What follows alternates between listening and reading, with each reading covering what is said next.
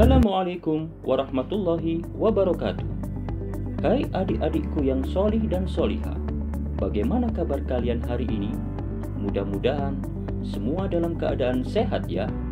Semoga kita tetap dalam lindungan Allah Subhanahu wa Ta'ala dan tetap semangat untuk belajar. Apakah sudah siap belajar? Baiklah, sebelum belajar kita berdoa terlebih dahulu ya. Bismillahirrahmanirrahim. Raditu billahi rabban wa bil islami dinan wa bi Muhammadin nabiyyan wa rasulan. Rabbi zidni ilman warzuqni fahman. Adik-adikku yang solih dan solihah, hari ini kita akan belajar materi tentang Alhamdulillah, aku bisa sholat. Setelah mempelajari materi ini, diharapkan bisa memahami apa itu azan dan bagaimana mengumandangkannya, bisa tahu seperti apa iqamah dan cara menyerukannya, serta bagaimana sholat itu dilaksanakan, serta tata caranya. Dan setelah itu, adik-adikku yang solih dan solihah bisa mempraktikkannya. Adik-adikku yang solih dan solihah, pada materi kali ini kita akan belajar 3 hal, yakni yang pertama adalah azan, yang kedua adalah iqamah, dan materi yang ketiga adalah sholat. Adik-adikku yang soleh dan solihah, tahukah kalian apakah itu azan? Baiklah adik-adikku yang soleh dan solihah, saya akan jelaskan. Perhatikan video dengan seksama agar kalian bisa memahami apa yang saya sampaikan. Jangan lupa untuk selalu dukung channel saya dengan subscribe, like, komen, dan share pada teman-teman ya.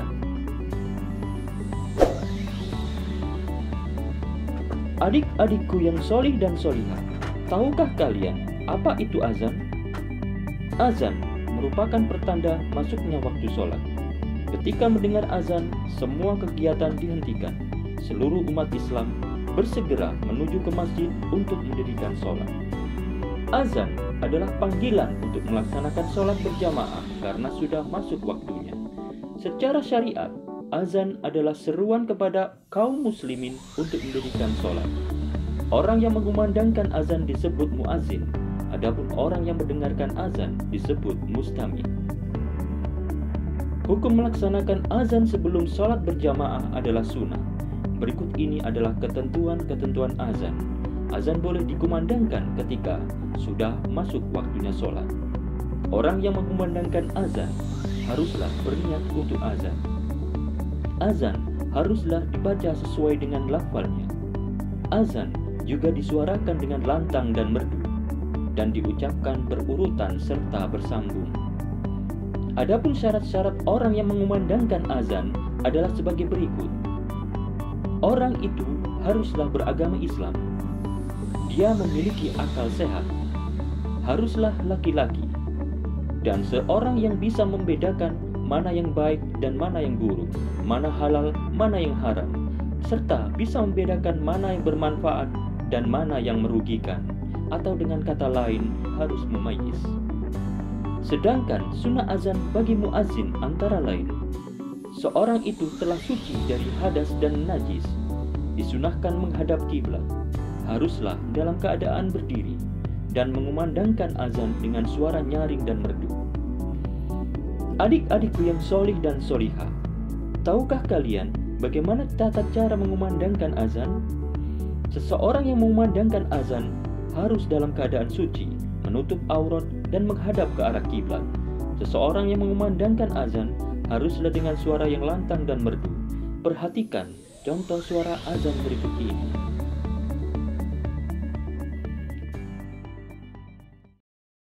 Allahu Akbar, Allahu Akbar.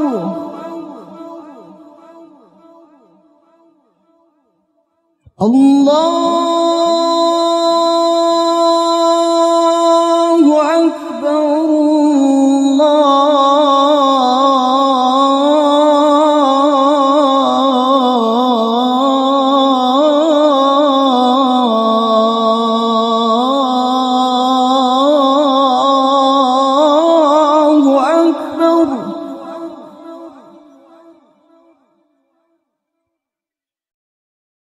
أشهد أن لا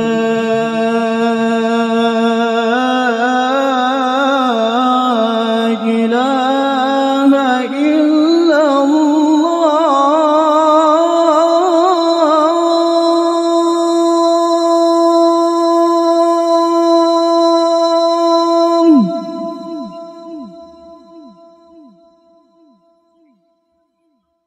أشهد أن لا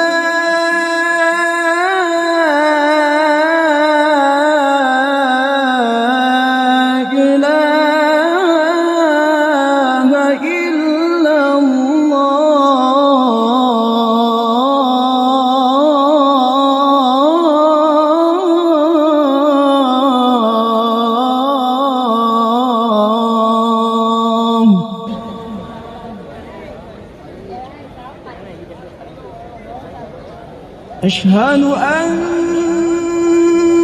محمدًا رسول الله.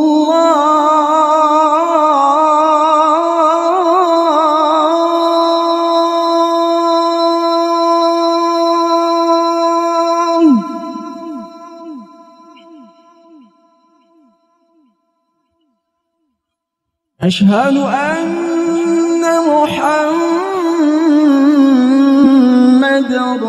رسول الله.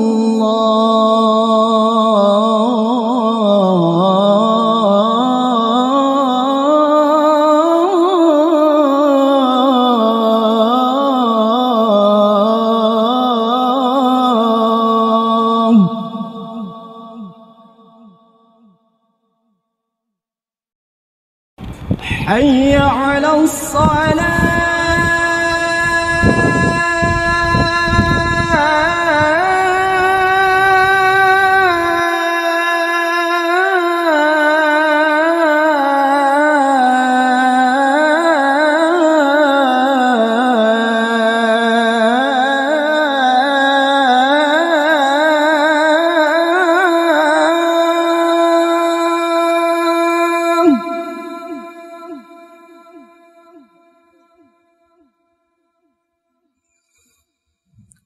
حي على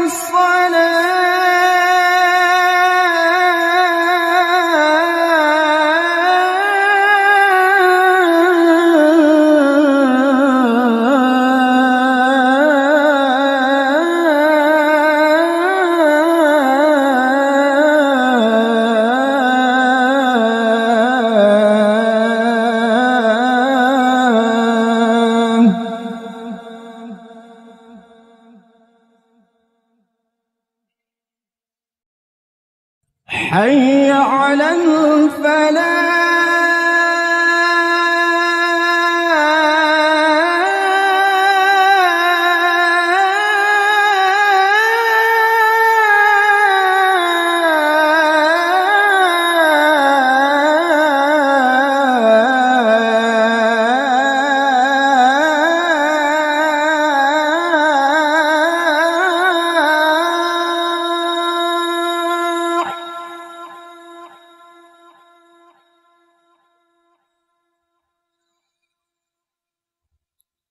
حي على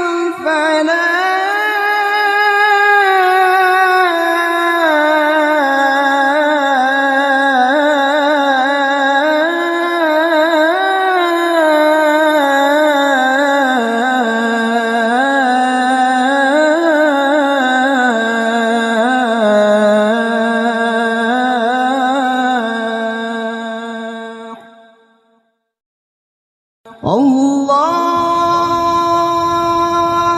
أكبر. الله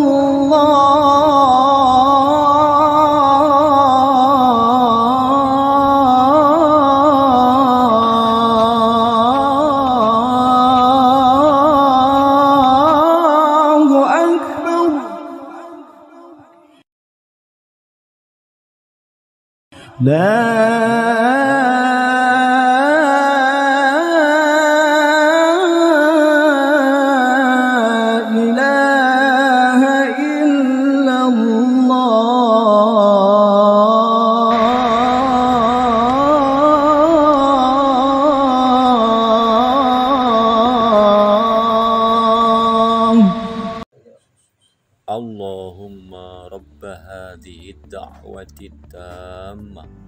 wassalatil qa'imah ati sayyidina Muhammadanil wasilah wal fadilah wasyarafa wad darajatal aliyatar rafi'ah wab'athhu maqaman mahmudanil ladzi wa'adta innaka la tukhliful mi'ad.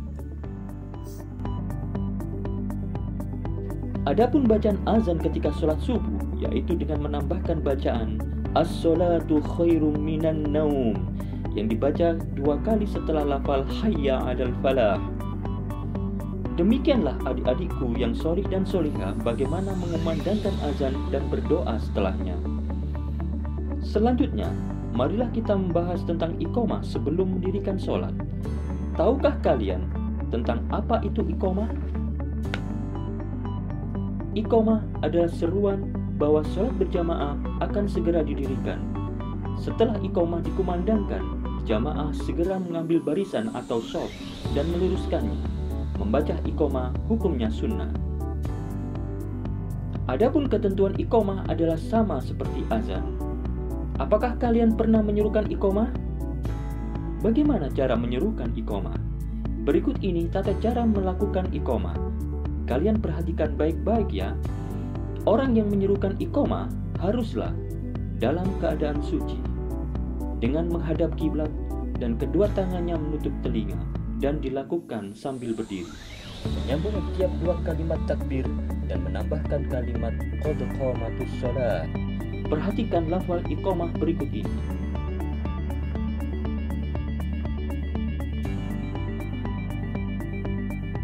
Nah, adik-adikku yang sholih dan sholihah, setelah mengetahui tata cara dan lafal iqamah, perhatikan cara melafalkannya seperti berikut ini. Allahu Akbar, Allahu Akbar, Ashhadu an la ilaha illallah, Ashhadu anna Muhammadar Rasulullah, Hayya 'alas shalah, Hayya 'alal falah, Qad qamatus salatu, Qad qamatus salah, Allahu Akbar, Allahu Akbar, La ilaha illallah. Adik-adikku yang sholih dan sholihah, setelah mengetahui azan dan iqamah, marilah kita belajar bagaimana cara melaksanakan sholat. Adik-adikku yang sholih dan sholihah, tahukah kalian apa itu sholat? Secara bahasa, sholat adalah doa, sedangkan secara istilah, sholat adalah gerakan dan bacaan yang dimulai dari takbiratul ihram dan diakhiri dengan salam. Dalam sehari semalam, kita diwajibkan sholat sebanyak 5 waktu. Sholat 5 waktu sehari semalam disebut sholat fardu. Tahukah kalian apa saja sholat fardu itu? Sholat fardu meliputi sholat subuh, sholat zuhur, sholat asar, sholat maghrib, dan sholat isya. Sholat subuh berjumlah 2 rakaat, sholat zuhur berjumlah 4 rakaat, sholat asar berjumlah 4 rakaat, sholat maghrib berjumlah 3 rakaat, dan sholat isya berjumlah 4 rakaat. Kelima sholat fardu itu harus kita laksanakan dan hukumnya wajib bagi setiap orang Islam, dan kita akan berdosa jika kita meninggalkan. Adik-adikku yang sholih dan sholihah, di dalam mendirikan sholat, kita wajib mengetahui ketentuan-ketentuannya. Lalu, apa sajakah ketentuan-ketentuan itu? Perhatikan baik-baik dari penjelasan berikut ini. Syarat wajib sholat yaitu syarat seorang diwajibkan untuk mengerjakan sholat, yaitu dia haruslah beragama Islam, dia memiliki akal sehat, dan dia sudah akil balik. Syarat sah sholat yaitu segala sesuatu yang menjadikan sholat itu sah. Di antaranya adalah suci dari hadas dan najis, menutup aurat, masuk waktu sholat, dan menghadap kiblat. Adik-adikku yang sholih dan sholihah, seseorang yang akan mendirikan sholat haruslah dia mengetahui rukun dalam sholat, yaitu hal-hal yang harus dikerjakan di dalam sholat secara berurutan. Rukun sholat ada 13, yaitu berdiri bagi yang mampu, niat, bertakbiratul ihram, membaca surat Al-Fatihah, ruku dengan tumakninah, iktidal dengan tumaknina, sujud dengan tumaknina, duduk di antara dua sujud dengan tumaknina, duduk tasyahud akhir, membaca bacaan tasyahud akhir, membaca sholawat Nabi, mengucapkan salam, dan tertib atau berurutan. Sunnah sholat. Sunnah sholat yaitu hal-hal yang dianjurkan atau disunahkan untuk dilakukan dalam sholat, antara lain mengangkat kedua tangan saat takbiratul ihram, ruku, bangkit dari ruku, dan berdiri dari tasyahud awal, bersedekap ketika berdiri, membaca doa iftitah, membaca surat atau ayat setelah Al-Fatihah, mengarahkan pandangan ke tempat sujud, membaca tasbih ketika rukuk dan sujud, membaca doa ketika duduk di antara dua sujud, duduk tasyahud awal, membaca doa kunut saat sholat subuh, dan mengucapkan salam kedua. Berikut adalah hal-hal yang membatalkan sholat.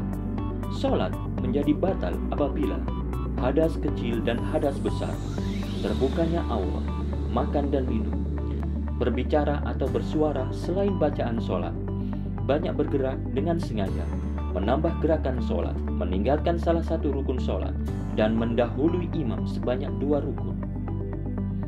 Adik-adikku yang solih dan solihah, setelah mengetahui pengertian dari sholat dan ketentuan-ketentuannya, tibalah saatnya untuk mempraktikkan sholat. Sebelum kalian mempraktikkan sholat fardu, terlebih dahulu kalian harus mengetahui bacaan dan gerakannya. Perhatikan gambar berikut ini ya. Berdiri tegak menghadap kiblat sambil berniat. Membaca takbiratul ihram. Membaca doa iftitah. Membaca surat Al-Fatihah. Membaca surat atau ayat Al-Quran. Ruku dengan tumaknina. Iktidal dengan tumaknina. Sujud dengan tumaknina. Duduk di antara dua sujud dengan tumaknina. Berdiri untuk rakaat selanjutnya. Duduk tasyahud awal.